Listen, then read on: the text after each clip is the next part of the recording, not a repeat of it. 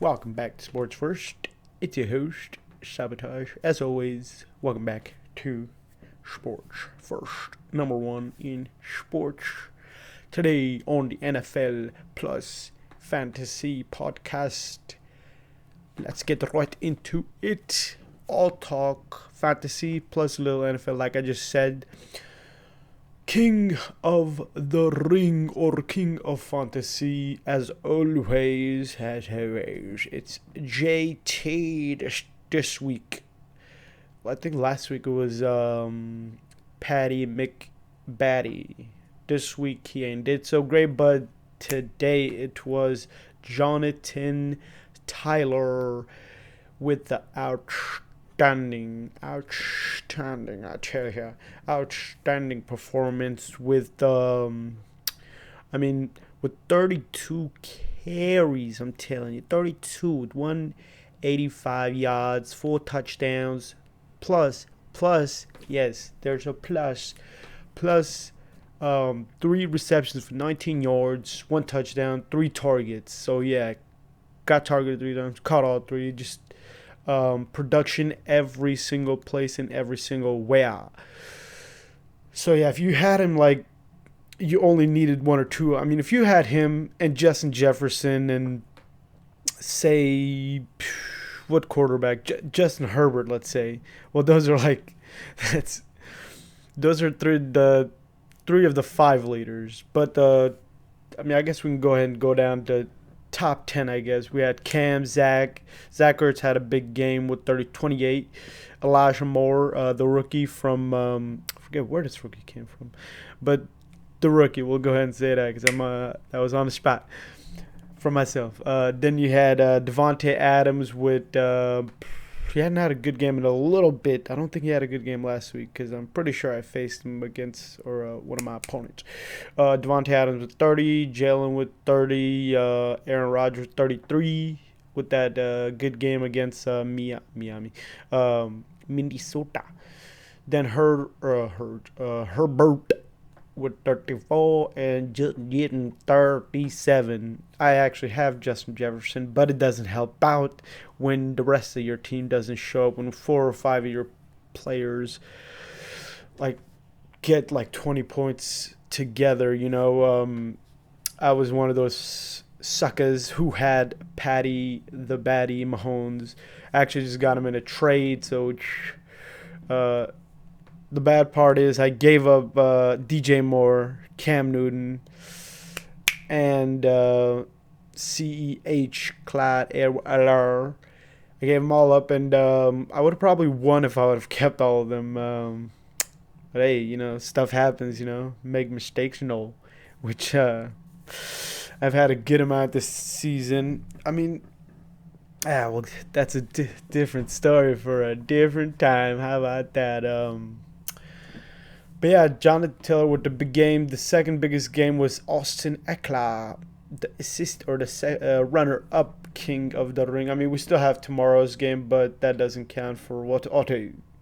I mean, here and there I'll do a Monday version of it where I don't do it on Sunday or Sunday morning or whatever, But 11 carries for 50, 6 receptions for 65, 7 targets, 2 touchdowns. I think he had 2. Did he have 2 on the ground and 2 in the air?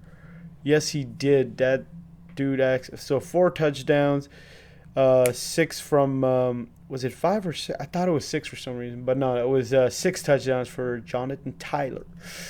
So those are your kings and backup kings or whatever. But let's get some.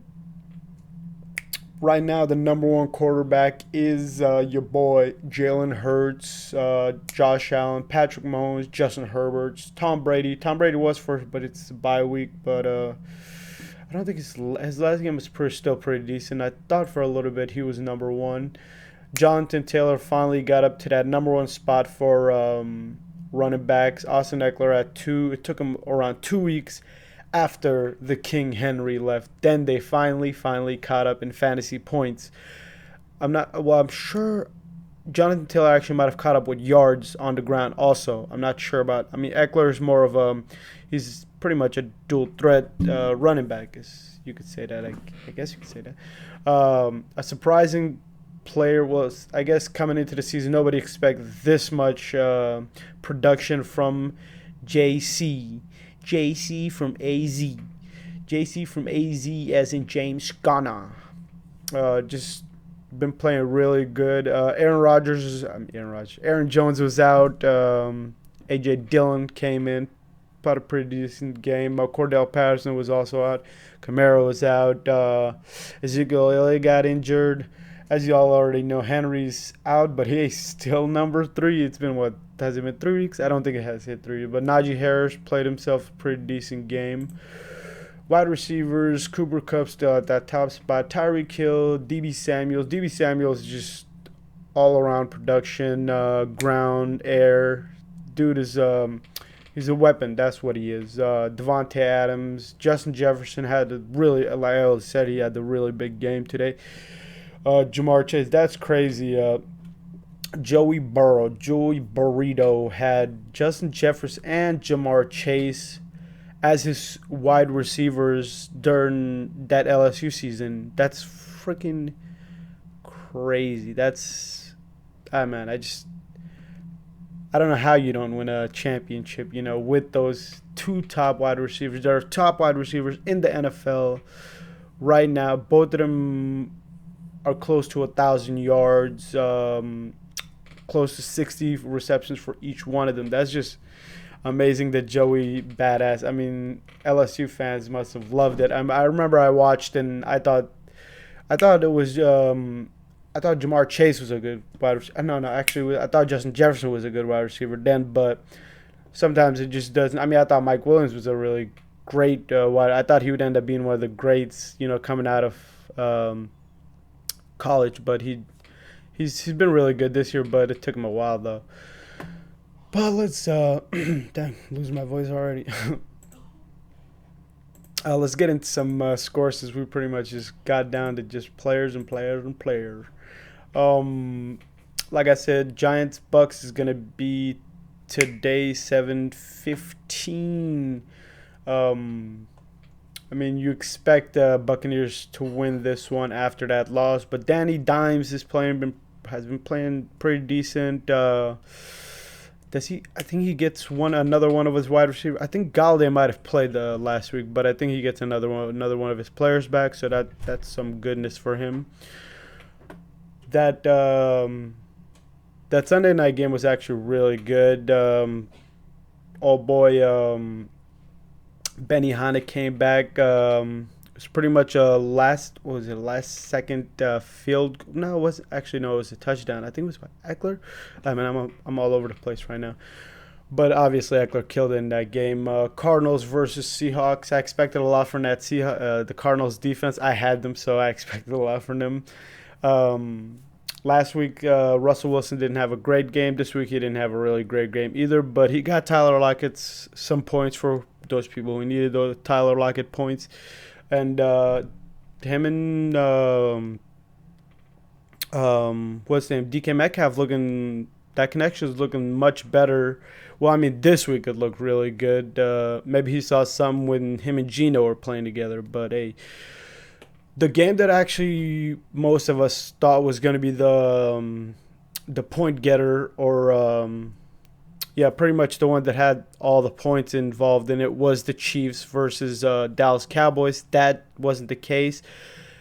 Amari Cooper was out for this one. CEH came back for this one. Ezekiel got injured. Well, he came back and played, I guess, but still, that didn't really help. I know that the Dallas Cowboys were also missing Randall Guerrero. They were also missing somebody else on that D-line. But Parsons played really well, got the pressure on Patty McBaddy. Man, there was in the beginning of the first drive pretty much looked like it was going to look nice for Patty.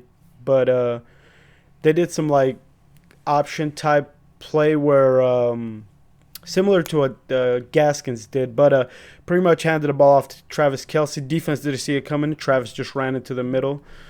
That's the Chiefs and the Dolphins are the only. I think the only two teams that I've seen do that so far. I'm not surprised if the Atlanta Falcons have done that play as well, or anybody that has a dual threat or somebody that can move around and stuff. Bengals got the dub against the Raiders. Jamar Chase, not the greatest game from him, but a decent. Higgins was nowhere to be found. He was targeted a couple of times, but nothing from him. I had him, so yeah. Um, Darren Waller looked like he got a couple of points. I haven't seen his points total, but I'm pretty sure it's not what we all expect. He's actually been one of those players that hasn't delivered this season. Eagles Saints. Eagles looking nice right now. What are they like 4-5 at the moment? I'm pretty sure they're 4-5. It's crazy that AFC. No, is it AFC? No, NFC East. Two teams have probably more wins than they had last year. It's crazy that they're actually looking this good right now. It's probably one of the biggest surprises because they were just so bad last year. Especially with Dallas 7-3, Eagles. Well, they're actually 5-6, so that's crazy. 2-game win streak from them and from Washington. With Tyler Heineke actually playing really good football. All their quarterbacks are playing pretty well right now. So if you have a good quarterback play, but I believe that Giants could be better easily. Just everything around him just kind of crumble around Danny Dimes, that is. Then we had the Dolphins versus Jets. I had a couple players in this one. Gesicki played pretty decent. Gaskins played pretty decent. Gaskins surprisingly is getting a lot of red zone touches, which I'm actually surprised at. But I don't know. He's like one game good, one game bad, and it's just all over the place. Titans versus Texans. Tyrod Taylor came back, had himself a pretty good performance. Cooks wasn't really out there. Was another one of the wide receivers for them that had pretty good game. Can't get the name right now. Titans had two different wide receivers. None of the big names. Not Julio Jones. Not Brown. Forgetting the names of those two, but. Then 49ers versus Jags. Jags couldn't really do anything. Jamal Agnew might have gotten injured. I do have him. He's questionable. Samuels had himself a pretty good game. Who is it? Russell Wilson Jr. He came in, played a little bit. 3 running backs, actually. Forgetting the other running back's name. But for sure, Mitchell played a little bit also. There's who else am I missing from the 49ers? Somebody that's actually playing better right now. I know it's their wide receiver. He wasn't playing that great at all. Not DB Samuels. Brandon Ayuk, actually. Yeah, 7 receptions, 85 yards, 1 touchdown. Playing really well. Oh, George Kittle back too, so that helps out a little bit, I guess. But I guess that will call it for today, since I'm usually do this only for 10 minutes. But I just had a lot to say today, I guess. And it's been fun, mates. I already said, yo, king of the ring or king of the fantasy.